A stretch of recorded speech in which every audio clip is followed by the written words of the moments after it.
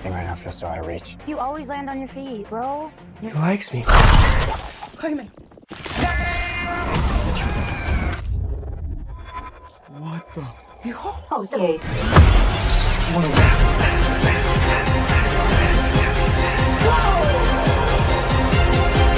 Hello दोस्तों, welcome back to the my channel. और आज मैं आप लोगों के लिए ब्लू बीटल मूवी की एक्सप्लेनेशन लेकर आया हूं, जो कि डीसी की एक बेहतरीन साई-फाई एक्शन मूवी है। और ये मूवी अभी रिसेंटली ही रिलीज हुई है, इसीलिए अगर आपने ये मूवी देख ली है तो आप ये वीडियो देख सकते हैं। वहीं अगर आप ये मूवी देखना चाहते हैं तो आप मेरी वीडियो को स्किप कर सकते हैं, क्योंकि आपके लिए इसमें बहुत ढेर सारे स्पॉयलर्स हो सकते हैं। पर अगर आप फिर भी ये वीडियो देखना चाहते हैं तो मैं पहले ही स्पॉइलर अलर्ट दे देना चाहता हूँ। तो चलिए दोस्तों, शुरू करते हैं आज के एक्सप्लेनेशन को। तो दोस्तों, मूवी की शुरुआत में हम देखते हैं कि किसी अनजान जगह पे खुदाई का काम चल रहा होता है, और ये खुदाई का काम कॉड इंडस्ट्री नाम की एक कंपनी करवा रही थी। वहीं पे हम उसकी सीईओ को देखते हैं, जिसका नाम विक्टोरिया कॉड होता है। अब दोस्तों, ये इंडस्ट्री टेड कॉड की होती है, जो कि सेकंड ब्लू बीटल होता है, जिसके बारे में कॉमिक्स में अच्छे से मेंशन किया गया है। और यहाँ पे खुदाई के दौरान विक्टोरिया स्कैरब को ढूंढ रही होती है, जो कि एक ब्लू बीटल डिवाइस होता है। अब दोस्तों, विक्टोरिया कोड स्कैरब को इसलिए ढूंढ रही होती है ताकि वो उसके कोड का इस्तेमाल करके बहुत ढेर सारी आर्मी बना सके, जिनके अंदर ब्लू बीटल की जैसी ही ताकत होगी। और अब खुदाई के दौरान इन्हें पता चलता है कि उन्हें ब्लू बीटल मिल चुका है, जिसके बाद ये सीन यहीं पे कट हो जाती है। अब अगले ही सीन में हमें लीडिंग कैरेक्टर, जिसका नाम जिमी रेस होता है, और वो अपनी पढ़ाई पूरी करके यूएस वापस लौटा होता है अपनी फैमिली के पास। अब जिमी के वापस लौटने के बाद उसे पता चलता है कि उसकी फैमिली की हालत बहुत ज्यादा खराब है, और इन्होंने कई साल से अपने रूम का रेंट भी नहीं भरा है, इसीलिए बहुत ही जल्द उन्हें ये रूम भी खाली करना पड़ेगा। दरअसल दोस्तों, यहाँ पर जिमी की फैमिली एक यूएस सिटीजन नहीं बल्कि मैक्सिकन सिटीजन होते हैं, जो कि इलीगली यूएस के अंदर रह रहे होते हैं। और अब जिमी की पढ़ाई पूरी करके वापस आने के बाद उसके ऊपर फैमिली का पूरा भार होता है, इसीलिए अब वो बहुत ही जल्द अपने लिए एक नौकरी तलाश करने लगता है। वहीं जिमी की फैमिली में उसके माता पिता के साथ उसके अंकल, उसकी दादी और उसकी बहन भी रहती हैं, जिसकी वजह से उसके ऊपर और भी ज्यादा परेशानियां टूट पड़ती हैं। और अब वो जल्द से जल्द अपने लिए एक नौकरी तलाश करता है, और कुछ ही समय बाद उसकी नौकरी विक्टोरिया डेड की कंपनी में लग जाती है, जो कि वहां पर साफ सफाई का काम करता है। वहीं दूसरी तरफ एक दिन जिमी की अपनी फैमिली से बातचीत के दौरान उसे पता चलता है कि उसके पिता को हार्ट अटैक की बीमारी है, और उनको एक बार हार्ट अटैक आ चुका है। अब ये सब कुछ सुन करके उससे अपने पिता की बहुत फिक्र होने लगती है, और वो पूछता है कि आपने मुझे पहले क्यों नहीं बताया। पर यहाँ पे जिमी के पिता का कहना था कि तुम अपनी पढ़ाई पूरी कर रहे थे, इसीलिए मैं तुम्हें परेशान नहीं करना चाहता था। जिसके बाद ये सीन यहीं पे कट हो जाती है। अब अगले ही सीन में हम जिमी को टेड इंडस्ट्री में देखते हैं, जो कि साफ सफाई का काम कर रहा था। उसके साथ उसकी बहन भी होती है। उसी दौरान वहाँ पे विक्टोरिया कॉड आती है, जो कि अपने आदमी से स्कैरब के ऊपर हो रहे एक्सपेरिमेंट के बारे में पूछ रही होती है। और तभी वहाँ पर जेनी कॉड आ जाती है, और अब जेनी विक्टोरिया से बोलती है कि मुझे पता है कि तुम इस कंपनी में क्या कर रही हो। और अब जेनी विक्टोरिया से ये सब कुछ बंद करने के लिए कहती है, पर विक्टोरिया इसके लिए तैयार नहीं होती है, और उल्टा जेनी को ही धमकाने लगती है। अब ये सब कुछ देख करके वहाँ पर अचानक जिमी आ जाता है और उसे रोकने लगता है, और जेनी की बात का सपोर्ट करता है। अब ये सब कुछ देख करके विक्टोरिया को गुस्सा आ जाता है, और वो तुरंत ही उस जॉब से उन दोनों को निकाल देती है। जिसके बाद जिमी और उसकी सिस्टर वहाँ से जाने लगते हैं। अब ये सब कुछ देख करके जेनी उसे रोक लेती है, और उसे अपना कार्ड दे करके बोलती है कि कल तुम मेरे कंपनी में आ जाना, मैं तुम्हें एक नई जॉब दे दूंगी। और अब ये सुनने के बाद जिमी ऐसा ही करता है। जिसके बाद वो अगले ही दिन टेड इंडस्ट्री में पहुंच जाता है, और वहां पहुंच करके जिमी जेनी का इंतजार करने लगता है। वहीं अगले ही सीन में हम जेनी को देखते हैं, जो कि भेस बदल करके अपनी ही कंपनी के एक रूम में जाती है, जहाँ पर स्कैरब के ऊपर एक्सपेरिमेंट चल रहा था। और वहां पहुंच करके वो स्कैरब को वहां से चुरा लेती है, और एक बर्गर के डिब्बे में डाल करके वहां से निकलने लगती है। पर वहां के लोगों को बहुत ही जल्द पता चल जाता है कि स्कैरब चोरी हो चुका है, इसीलिए वो पूरे बिल्डिंग को सील करने का आदेश दे देते हैं। वहीं दूसरी तरफ जेनी उस स्कैरब को लेकर के बाहर निकल जाती है, और बाहर आने पर उसे जिमी दिखाई देता है। और अब कोई और रास्ता ना होने पर जेनी उस स्कैरब वाले डिब्बे को जिमी को दे देती है, और बोलती है कि तुम इसे संभाल कर रखना, पर इसे खोलना मत। जिसके बाद जिमी उसे लेकर के वहाँ से निकल जाता है, और वहाँ से निकलने के बाद वो अपने घर पहुँचता है। और अब घर पहुँचने के बाद वो उस डिब्बे को अपनी फैमिली को दिखाता है, पर उसकी फैमिली इसे मजाक समझ रही होती है। जिसके बाद उसकी फैमिली के सभी लोग उस डिब्बे को खोलने की जिद करने लगते हैं। और अब कोई और रास्ता ना होने पर जिमी उस डिब्बे को खोल देता है जिसके अंदर वही ब्लू बीटल होता है। अब उस ब्लू बीटल को देख करके ये लोग उसे मजाक में उससे खेलना शुरू कर देते हैं, पर उसी दौरान जब वो ब्लू बीटल जिमी के हाथ में आता है तो वो अपने आप ही एक्टिवेट हो जाता है और देखते ही देखते वो ब्लू बीटल जिमी के पूरे शरीर पे कब्जा करके उसे एक जायंट मशीन में बदल देता है। और अब पूरी तरह से ब्लू बीटल में ट्रांसफॉर्म होने के बाद उसे एक आवाज सुनाई देती है जो कि ब्लू बीटल की एआई की होती है और वो उसे बताती है कि मेरा होस्ट मिल चुका है और अब मुझे हथियारों की टेस्टिंग करनी होगी। जिसके बाद ब्लू बीटल का एआई उसे वहां से उड़ा करके स्पेस में ले जाता है और ढेर सारे हथियारों की जांच करने लगता है। अब दोस्तों यहाँ पर ब्लू बीटल के अंदर जो एआई होता है उसकी आवाज कोई और नहीं सुन सकता है सिवाय उसके होस्ट के। और अब इससे पहले कि जिमी ये सारी चीजें समझ पाता, ब्लू बीटल का एआई अपने आप से ही सब कुछ चालू कर देता है और सारे वेपन को एक्टिवेट करने लगता है। इसी दौरान उसे कई परेशानियों का सामना करना पड़ता है और अब सारे वेपन की टेस्टिंग के बाद ब्लू बीटल का एआई उसे वापस उसके घर छोड़ देता है। पर घर वापस आने के बाद जब वो वापस होश में आता है तब उसे पता चलता है कि उस चीज ने उसके पीठ के ऊपर कब्जा कर लिया है और अब कोई और रास्ता ना होने पर वो तुरंत ही जेनी से मिलने के लिए जाने लगता है। और जाने से पहले वो अपनी फैमिली को बोलता है कि जेनी ही बता सकती है कि इसको कैसे निकाला जाएगा। जिसके बाद वो अपने अंकल की कार लेकर के जेनी से मिलने के लिए निकल पड़ता है। और अब जेनी के पास पहुंचने के बाद जिमी देखता है कि वो अपने ही लोगों से छुप करके भाग रही होती है। और अब जैसे ही जेनी की नजर जिमी के ऊपर पड़ती है वो तुरंत ही उसके कार में आ जाती है। अब ये देख करके वहाँ पे खड़े लोग उसके ऊपर गोलियां चलाने लगते हैं। अब ये देख करके जिमी वहाँ से तुरंत निकल जाता है। अब दोस्तों यहाँ पर ये लोग जेनी के पीछे इसलिए पड़े थे क्योंकि उन्हें पता चल चुका था कि उस ब्लू बीटल को जेनी ने ही चुराया है। और अब जिमी जेनी को लेकर के अपने घर पहुंच जाता है और वहां पहुंचने के बाद जिमी जेनी को अपने पीठ पे लगा ब्लू बीटल दिखाता है। और अब ये देख करके जेनी हैरान हो जाती है और वो समझ नहीं पाती है कि उसके साथ ऐसा कैसे हो सकता है और ये एक्टिवेट कैसे हो गया। पर अब कोई और रास्ता ना होने पर जेनी सबको बताती है कि ये एक वॉर मशीन की तरह है, पर ये हमारी पृथ्वी पर कहां से आया इसके बारे में हमें कुछ भी नहीं पता है। पर यहाँ पे अब जेनी जिमी से पूछता है कि इसे निकालने का कोई तरीका तो होगा, जिसपे जेनी का कहना होता है कि ये एक ही जगह पे निकल सकता है, पर वहां पे जाने के लिए हमें एक चाबी की जरूरत होगी और वो चाबी पहले से ही टेड इंडस्ट्री के अंदर मौजूद है, इसीलिए हमें उस चाबी को लाना होगा।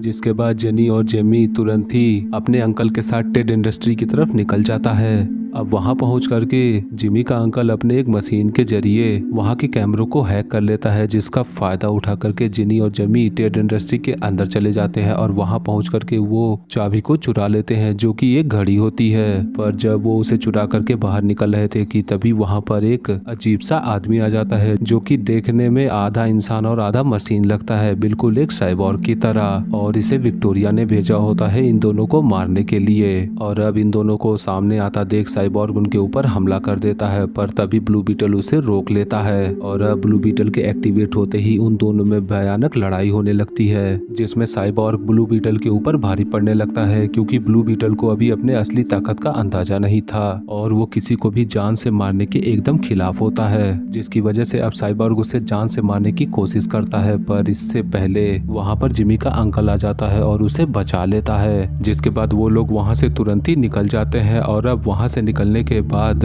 जेनी एक पुराने घर में आती है और वो सभी को बताती है कि वो बचपन में यहीं पे रहा करती थी अपने माता पिता के साथ। और अब वहाँ पहुँचने के बाद जेनी बताती है कि ब्लू बीटल के ऊपर एक्सपेरिमेंट करने वालों में उसके पिता पहले इंसान थे। और अब अंदर आने के बाद जेमी देखता है कि जेनी के पिता ने ब्लू बीटल के ऊपर एक्सपेरिमेंट करके बहुत ढेर सारे गैजेट बना रखे हैं। जिसके बाद जिमी का अंकल वहाँ रखे कंप्यूटर को चेक करने लगता है ताकि वो ब्लू बीटल को निकालने के बारे में कोई जानकारी निकाल सके। और अब थोड़ी ही देर बाद उसे पता चलता है कि इस ब्लू बीटल को अब नहीं निकाला जा सकता क्योंकि वो जिमी के ब्रेन के साथ कनेक्ट हो चुका है और अगर वो इसे निकालने की कोशिश करेंगे तो ब्लू बीटल अपने होस्ट को बचाने की कोशिश करेगा, जिसकी वजह से अब जिमी की जान को भी खतरा है। और अब ये ब्लू बीटल जिमी के शरीर में तब तक रहेगा जब तक कि वो जिंदा है। और अब ये सुनने के बाद जिमी बहुत परेशान हो जाता है क्योंकि वो एक नॉर्मल लाइफ चाहता था, पर स्कैरब के आ जाने के बाद उसकी दुनिया अब बदल चुकी है, जिसकी वजह से उसकी फैमिली भी अब खतरे में है। जिसके बाद वो गुस्से में वहाँ से निकल करके छत पे आ जाता है और अब जिमी का अंकल उसे समझाने के लिए वहाँ आता है और उसे समझाता है कि तुम्हें इन सब चीजों पे भरोसा करना होगा, क्योंकि जिमी का अंकल उसे बताता है कि शायद से स्कैरब का तुम्हारा चुनना तुम्हारी डेस्टिनी का एक हिस्सा हो, इसीलिए तुम्हें सब कुछ भूल करके इसे अपनाना होगा और इसी के साथ अपनी लाइफ को कंटिन्यू रखना होगा।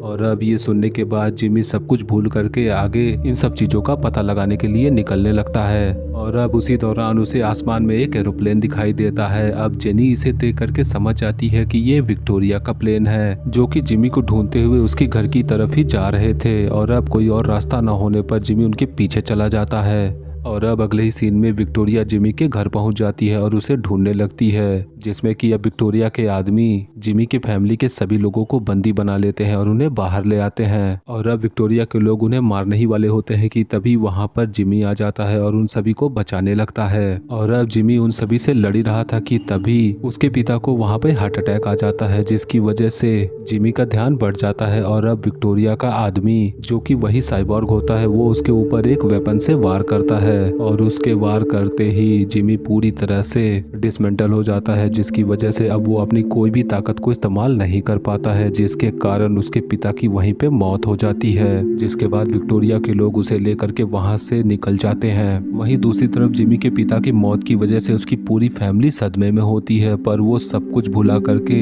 जिमी को बचाने के लिए निकल पड़ते हैं। जिसके बाद जेनी सभी को लेकर के अपने पिता के रूम में आती है, जहाँ पर एक स्पेसशिप होता है जो कि देखने में एकदम ब्लू बीटल जैसा होता है। वो उसे स्टार्ट करते हैं, जिसमें उसे उसके पिता के बनाए हुए ढेर सारे गैजेट भी मिल जाते हैं। जिसके बाद ये सीन यहीं पे कट हो जाती है। अब अगले ही सीन में हमें जिमी को दिखाया जाता है जो कि विक्टोरिया के लैब में होता है और उसे बंदी बना करके विक्टोरिया का प्लान ये होता है कि उसके कोड का इस्तेमाल करके वो उस साइबॉर्ग को ब्लू बीटल की ताकत दे देगी ताकि वो और भी ताकतवर हो जाए और उसके बाद उसी कोड का इस्तेमाल करके वो और भी ब्लू बीटल की आर्मी बनाएगी। जिसके बाद विक्टोरिया उसके कोड को फॉरवर्ड करने के प्रोसेस को ऑन कर देती है। वहीं दूसरी तरफ जिमी की फैमिली जेनी के साथ मिलकर के उस स्पेसशिप के जरिए वहां पे पहुंच जाते हैं और उन सभी के ऊपर हमला कर देते हैं। जिसके बाद जेनी प्लान बनाती है कि वो लोग उस प्लांट में जा करके वहां की इलेक्ट्रिसिटी को बंद कर देंगे ताकि वो उस कोड को फॉरवर्ड होने से रोक सके। जिसके बाद वो सभी लोग उन सभी से लड़ते हुए उस प्लांट के अंदर पहुंच जाते हैं। वहीं अगले ही सीन में हमें जिमी को दिखाया जाता है जिसके अंदर से वो कोड ट्रांसफर होना शुरू हो गया था, जिसकी वजह से अब जिमी की ताकत घटने लगती है और वो एकदम ही बेहोश होने लगता है।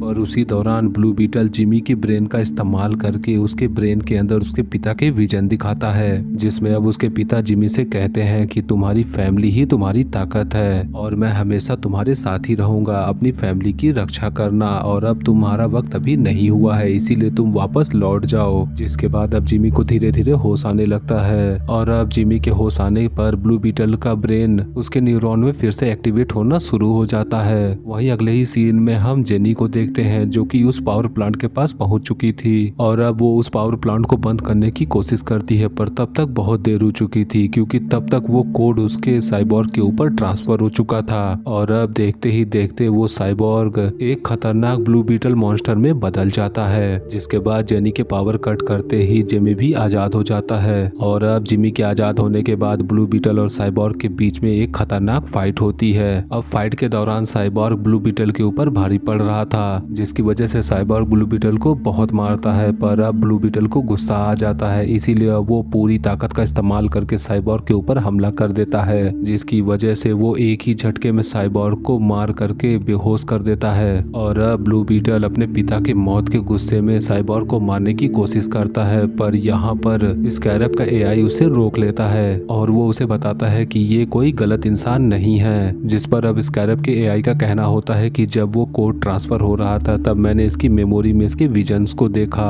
और अब वो विजन जिमी को भी दिखाई देने लगते हैं, जिसमें वो देखता है कि साइबॉर्ग बचपन में अपनी माँ के साथ एक जंगल में रहता था जहाँ पर विक्टोरिया पहुँच जाती है, जहाँ पर उसके आदमी उसके घर के ऊपर हमला कर देते हैं, जिसकी वजह से उसकी माँ की वहीं पे मौत हो जाती है। और इसी हमले में बचपन में ही साइबॉर्ग घायल हो जाता है, जिसकी वजह से उसके कई अंग खराब हो जाते हैं। जिसके बाद विक्टोरिया उसे वहां से लेकर के अपने कंपनी में आती है और ब्लू बीटल द्वारा एक्सपेरिमेंट में बनाए गए गैजेट से उसकी बॉडी को ठीक कर देती है, जिसकी वजह से साइबॉर्ग आज ऐसा दिख रहा था। और अब ये सब कुछ देखने के बाद ब्लू बीटल साइबॉर्ग को नहीं मारता है और उसे जिंदा छोड़ देता है। जिसके बाद साइबॉर्ग ब्लू बीटल को कहता है कि अपनी फैमिली को लेकर के यहाँ से निकल जाओ। और तभी वहाँ पर विक्टोरिया आ जाती है और उन दोनों को मारने का ऑर्डर देती है, पर यहाँ पर साइबॉर्ग उसका ऑर्डर नहीं मानता है। और अब साइबॉर्ग विक्टोरिया के पास आकर के अपनी पूरी बॉडी को सेल्फ डिस्ट्रक्ट करने लगता है, जिसकी वजह से उसकी पूरी बॉडी ब्लास्ट होने वाली होती है। और अब ये देख करके ब्लू बीटल बोलता है कि हमें यहाँ से निकलना होगा। जिसके बाद जिमी ऐसा ही करता है और उसके वहाँ से निकलते ही वहाँ का पूरा एरिया ही ब्लास्ट हो जाता है, जिसमें साइबॉर्ग और विक्टोरिया मारे जाते हैं और साथ ही उनका पूरा लैब खत्म हो जाता है। जिसके बाद अब अगले ही सीन में हम जिमी, जिनी और उसकी पूरी फैमिली को देखते हैं, जो कि अपना घर बनाने के लिए फिर से आए हुए थे। और अब अगले ही सीन में जिनी और जिमी एक दूसरे से यूनाइट होते हैं और इसी हैप्पी एंडिंग के साथ ये मूवी यहीं पे एंड हो जाती है। वहीं मूवी के एंड के पोस्ट क्रेडिट सीन में हमें ये दिखाया गया है कि